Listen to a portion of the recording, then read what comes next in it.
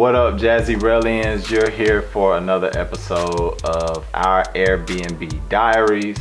We have been doing Airbnb for the last 6 weeks, and in episode 1 we're going to talk about getting started, what we went through, our experience with setting up an Airbnb for the first time. So just to kind of give you guys a brief overview of what we decided to Airbnb, our unit is a 2-bedroom, 2-bath apartment. It's attached to our building, which is a duplex. And so we decided to transition it from being traditional rental property, where we were doing 6-month leases and 1-year leases, and we transitioned it into doing the Airbnb model. Some of the things that motivated us to start an Airbnb is the fact that it's so close to the airport. So we figured that that would be a feature that would work in our favor. Our building is kind of dated.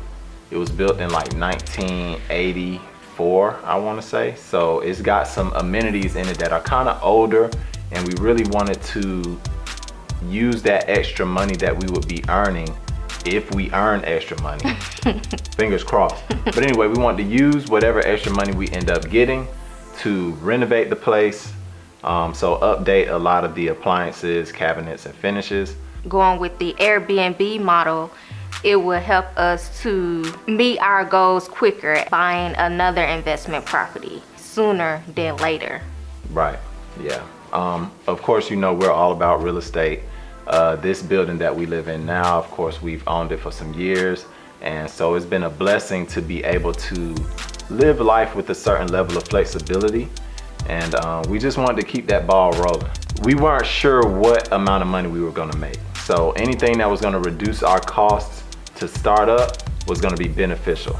So one smart thing that I'm glad we decided to do was make that sacrifice and take our furniture over to the unit. So in a way, we kind of moved out and into our own building twice. We ended up staying here with no furniture for what, probably like 2 weeks or so. Right. It wasn't a long time, but like, yeah, we had no furniture for like 2 weeks. Which we enjoyed it. We was pretty much planning out how we're going to utilize the space with no furniture in it. A lot of the furniture that I had was a lot of wood tone stuff, but it was like different variations. So it'd be like a cherry wood and like a sandy brown wood and then a dark oak wood. To make things look like one uniform set of furniture, we sanded it all down and basically spray painted everything. Spray paint was our best friend. Right. In this transition of just updating the place and furnishing the place. Like, we sanded and spray painted so much stuff, and it turned out looking really, really good, really, really sleek.